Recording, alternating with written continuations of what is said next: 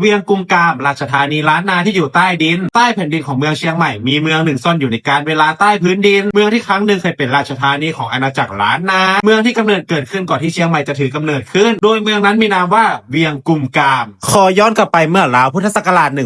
1829 พญามังลายมหาราชหลังจากทรงผนวกหารีพุนชัยได้สำเร็จพระองค์เสด็จลงสู่พื้นที่ราบลุ่มริมฝั่งแม่น้ำปิงทางทิศใต้ของเชียงใหม่ในปัจจุบันและมีพระราชดำริให้สร้างเมืองใหม่ขึ้นเมืองที่มีคูเวียงทั้ง4ด้านโดยโปรดให้ขุดลำน้ำปิงเดิมให้ไหลผ่านเป็นคูเมืองเพื่อให้แผ่นดินแห่งนี้อุดมสมบูรณ์โดยตำนานพื้นเมืองเชียงใหม่กล่าวไว้ว่าเจ้าพญามังลายย้ายมาสร้างเมืองเวียงกุมกามเพื่อขุดเวียงที่4ด้านไปเอาน้ำละมิงเข้าใส่แปลว่าเวียงกุมกามคือเมืองที่มีชีวิตจากสายน้ำเมืองที่เกิดขึ้นจากการออกแบบโดยภูมิปัญญาแห่งกษัตริย์ล้านนาเวียงกุมกามไม่เป็นเพียงที่ประทับของกษัตริย์แต่ยังเป็นศูนย์กลางด้านการค้าลุ่มแม่น้ำปิงตอนล่างโดยยังมีอีกตำนานกล่าวว่ากาดกุมกามตลาดใหญ่ริมฝั่งน้ำที่พญามังลายเสด็จปลอมพระองค์มาสังเกตชีวิตชาวบ้านโดยพระองค์เองเมืองนี้จึงเปรียบไปด้วยชีวิตชีวามีเรือสินค้าล่องเข้าออกทั่วสารทิศเสียงระฆังเสียงค้าขายเสียงสวดมนต์และเสียงน้ำปิงหล่อรวมกันเป็นเสียงแห่งอารยธรรมล้านนาวัดว่าอารามผุดขึ้นรอบเมืองตั้งแต่วัดกู่คำหรือวัดเจดีย์เหลี่ยมที่เป็นวัดแรกในเวียงกุมกามไปจนถึงวัดกามโถมวัดช้างคำวัดอีข้างวัดปู่เปี้ยและวัดพระธาตุขาวโดยแต่ละแห่งต่างสะท้อนศิลปกรรมที่ผสมผสานระหว่างหริพุนชัยกับล้านนาได้อย่างงดงามแต่ทุกสิ่งในโลกย่อมมีจุดเปลี่ยนไม่นานหลังจากสร้างเมืองเสร็จเวียงกุมกามก็เผชิญกับภัยธรรมชาติพื้นที่ลุ่มต่ำติดแม่น้ำปิงถูกน้ำหลากท่วมซ้ำแล้วซ้ำเล่า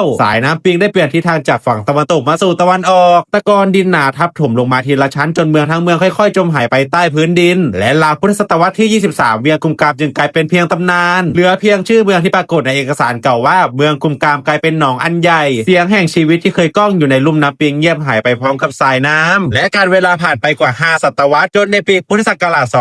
2527 นักโบราณคดีจากกรมศิลปากรได้เริ่มขุดค้นพื้นที่หมู่บ้านเล็กๆแห่งหนึ่งในตำบลท่าวังตาลจังหวัดเชียงใหม่และสิ่งที่พบใต้ชั้นดินลึกกว่า2เมตรคือฐานเจดีย์วิหารและพระพิมพ์ดินเผาโบราณจำนวนมากโดยเวียงกุมกามเมืองที่สาบสูญได้หวนกลับมาปรากฏอีกครั้งหนึ่งในแสงแดดแห่งยุคใหม่โบราณสถานกว่า40แห่งถูกค้นพบทั้งวัดช้างคำวัดเจดีย์เหลี่ยมวัดปู่เบี้ยวัดอีข้างวัดนานช้างบางแห่งพบเครื่องถ้วยจีนสมัยราชวงศ์หมิงบางแห่งพบประติมากรรมคายมังกรแสดงถึงอิทธิพลศิลปะจีนในล้านนาและบางแห่งยังคงมีต้นโพที่สืบเชื้อสายมาจากลังกาโบราณโดยนักโบราณคดีพบว่าเวียงกุมกามถูกสร้างขึ้นค่อมแนวลำน้ำปิงเก่านั่นคือเมืองที่เกิดขึ้นบนสายน้ำและล่มสลายเพราะสายน้ำซึ่งเป็นบทเรียนแห่งอารยธรรมที่ธรรมชาติเป็นผู้เขียนตอนจบแต่ในอีกมุมหนึ่งเวียงกุมกามไม่ได้สูญสิ้นเพราะใต้ตะกอนทรายและดินนั้นยังคงหลับไหลอยู่กับรากเหง้าของศิลปะล้านนาวัดวาอารามยังคงบอกเล่าเรื่องราวความเชื่อการค้าการเมืองและศรัทธาในพุทธศาสนาเวียงกุมกามเมืองที่จมหายจากอำนาจของสายน้ำกลับถูกฟื้นขึ้นมาอีกครั้งจากพลังแห่งการอนุรักษ์และการศึกษาซึ่งจะเป็นเครื่องเตือนใจของความรุ่งเรืองในอดีตและการเปลี่ยนแปลงของธรรมชาติที่ไม่มีสิ่งใดต้านได้